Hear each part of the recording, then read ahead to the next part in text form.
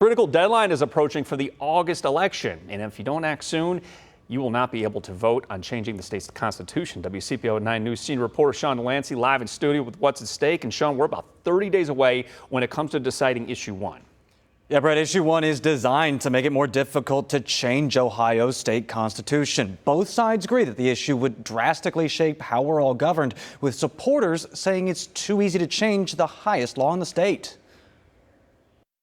Well, it's important that we fix the Constitution in this state. You know, the Ohio Democratic Party, they require a 60% vote to amend their basic bylaws. This is the foundational document of our state. We've amended the federal Constitution only 27 times in United States history. State GOP Chair Alex Triantafilou there says that raising the limit to pass a constitutional amendment from 50% of the voter base to 60% makes the document more rigid and prevents it from being changed on a whim by a slim majority of voters. When bringing back August elections to bring this to a vote just months after tossing them out, many Republican legislators say that the issue 1 would protect the Constitution from influence by special outside interests.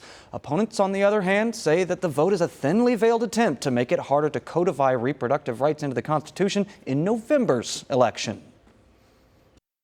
There's nothing in the August vote that's about money. There's nothing in the August vote that limits out-of-state interests. What the August vote would do would be to limit the power of the majority of Ohioans. And that plays directly into the question of whether reproductive rights will be approved.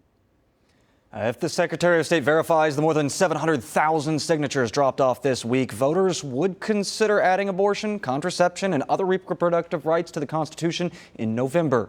UC political science professor David Niven says that would have a much lower chance of passing if voters say yes to issue 1 in August.